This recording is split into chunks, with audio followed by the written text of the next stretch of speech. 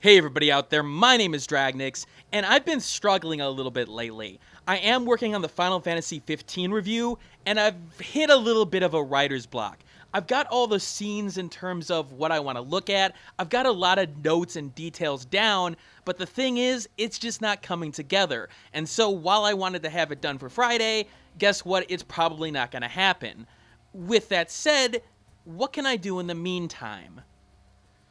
Well, in terms of the channel, a lot of people request more game design videos, and while it doesn't necessarily hit the views like the reviews do, I do want to do more of them. It's one of my favorite aspects of gaming, seeing what the design is. And in Final Fantasy, there's a lot of interesting design decisions. Now you have to understand that game design choices don't always have a 100% right answer in terms of implementation.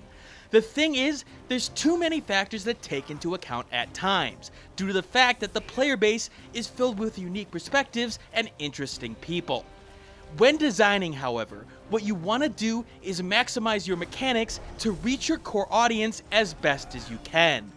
Those mechanics can come down to the simplest of elements, even down to the choice of art and visual effects when implementing a simple button prompt. Today I'm going to take a look at the implementation of the block button prompt within the combat of Final Fantasy 15. In the game's battle system, you've got two ways to avoid damage beyond regular movement. You can dodge enemy attacks, but that only gets you out of trouble. If you can block the incoming attack, you'll be able to counterattack with a parry attack, which obviously is the one you probably want to do, considering the whole dealing damage to the enemy thing. Now, for the sake of exercise, I want to show you a clip coming up regarding the blocking system within Final Fantasy 15. What I want you to do at home is to write down your first reaction of what you do with the controller when seeing the block prompt come up. I know, I can't see what you wrote down, but play along with me for the sake of this video. Okay, Specky.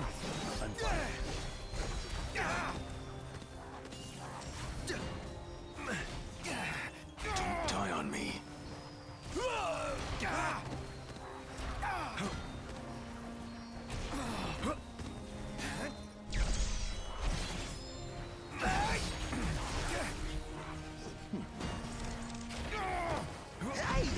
Sorry. How are we? Gonna die? Okay, now time for me to give you some options.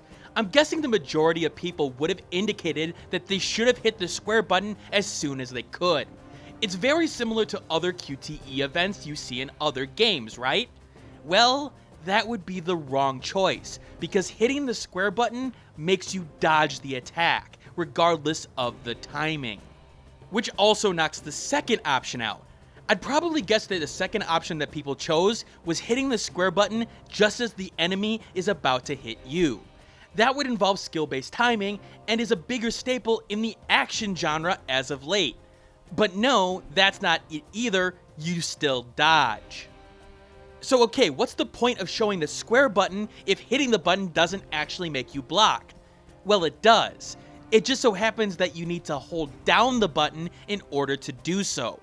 Holding the button at the appropriate time will block the attack, assuming you're blocking in the right direction.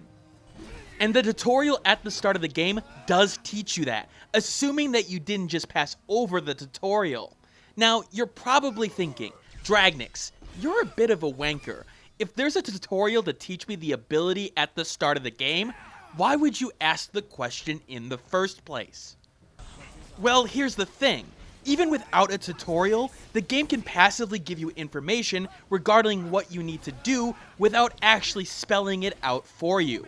I mean, even in the case of a tutorial, it is possible to forget the information, or just get confused based on other games that you may be playing at the time. So any little tool that helps you out to remind the player is probably a good thing. Naturally, the most obvious way of getting the information is to look at the prompt itself. First, we get the word block, along with a shield icon that engulfs the button that has to be hit. Despite the word being there, the symbol itself is a great way to provide information to the player immediately. The shield indicates a blocking defense mechanic naturally, so just having the shape there can trigger a quicker reaction than reading the word. It's simple image association, and works well to get the idea across to the player. Okay, so a good start design-wise, but then let's notice what's above the button, a simple arrow pointing downward at the button. Note that in battle, this does not pulse or move at all. Instead, it stays still and steady. This is the symbol that is associated with holding down the button, and it makes a lot of sense. It indicates that you have to press it by being there, but it doesn't pulse, meaning that you shouldn't take an instant or repeated action, but a long and steady one. So great, that implementation is perfect for what we want here, right? Not so fast. One issue I have here is the color of the arrow. Note that the color of the arrow is a reddish orange. The thing is, the shield behind it, while a different shade, is also within the red-orange color spectrum. Sure, it's brighter, but the fact that they hold similar shades means that it may take a little bit more time to see in terms of its definition. In addition, I could see an accessibility problem here, as those who have red-orange color blindness may not have that arrow appear to them very easily, as those colors may blend together thanks to a player's possible affliction. So what am I saying? Well, I'm saying that the arrow probably should be a different color, so that it's easier to see against the backdrop. With a red-orange background of the shield, to me it makes more sense to use the opposite color of that on the color wheel, specifically a medium blue. That way the arrow would stick out more compared to the background that it's against, and to me, it would still be aesthetically pleasing. But there's one other issue to take care of here, and that's the actual circle that surrounds the entire icon, and that's where my biggest problem with the implementation lies. Note how it basically surrounds the entire icon and pulses around it, decreasing and increasing in size. It's there to draw your attention with something moving, as your eyes will be naturally drawn to it. Which is a good thing, because the game wants you to react to that button press. So what's my problem? Well, remember how I said the arrow on the button staying still indicated a slow and steady action? Well, the circle around it does not. It goes back and forth indicating that you need to move, that you need to do something right now with its implementation. In particular, that's because of the design choice that was made here, to not fill in the circle, specifically the negative space. To me, without that space filled in, the emphasis of your eyes will be on the outside of the circle, as that is the active moving element. The player then may associate that rhythmic repeating to a quick action press like many QTEs that have come before in games like these. That's not what we want.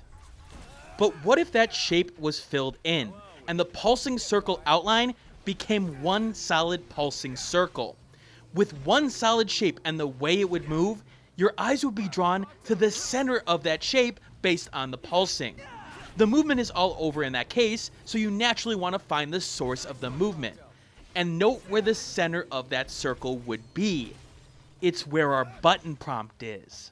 And that's my critique of the implementation here, and how it's a good implementation of the button prompt in question, but not the greatest it can be. People who notice the arrow will get the idea of holding the button down, but not all the elements of the UI synergize here, and therefore, it can send different messages because of that. A simple change or two here or there, in my opinion, would help those users who don't notice it right away, along with not hurting those users who can already see it. Anyway, expect the review on Final Fantasy XV on Monday. I've got a couple of things I gotta take care of in terms of other jobs and other opportunities, as well as, well, I need to get my thoughts together. Like I said, it's been a little bit of a tough stretch in terms of putting this script into words. I've got all the information that I need, I just need to finish it off. Alright, I'll see you guys later.